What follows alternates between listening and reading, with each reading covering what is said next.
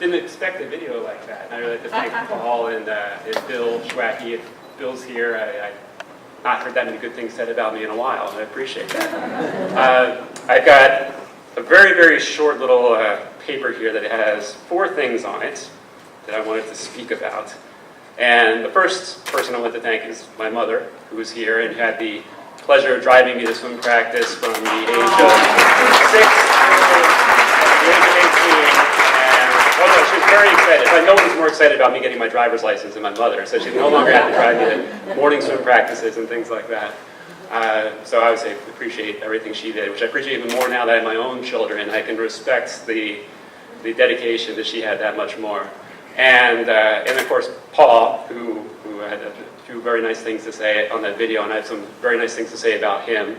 Paul was my coach from the age 8, 7 or 8, I don't know, around that time until I was 18. He was my swim coach, and obviously it's much more than that. I think I spent probably more time over in that old swimming pool than I spent awake in my own house. I mean, every evening, Dave Black and I would school would end, we'd go over there, we'd spend about an hour working on homework. Dave would be eating his fluffernutter sandwiches. I always remember him.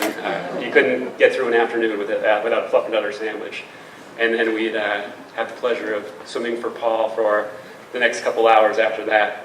And when I say the pleasure to swim for Paul, I mean that. He made it a pleasure. There was a lot of swim coaches around the area that were kind of known as the militant, tyrant style coaches, and Paul was the opposite. Paul was always trying to make it a pleasure for us to be there, make us want to be there, and I think that's what really helped me a lot, is to know that there was someone who cared, who smiled, and was going to be enthusiastic, and give you a little boost on the days you were down. So Paul was much more than a coach. He was really kind of a second father figure in my life, and is hugely responsible for where I am, where I've come, where I am right now. So thank you very much, Paul. And then last, my wife is here, which is a great pleasure. I did not meet her until after I was long out of Malvern. She's from San Diego, and it's always a pleasure to bring her back here and kind of see her jaw drop as she circles campus and sees where I went to college. Well, she always thinks of it as a college. It looks like a college to her.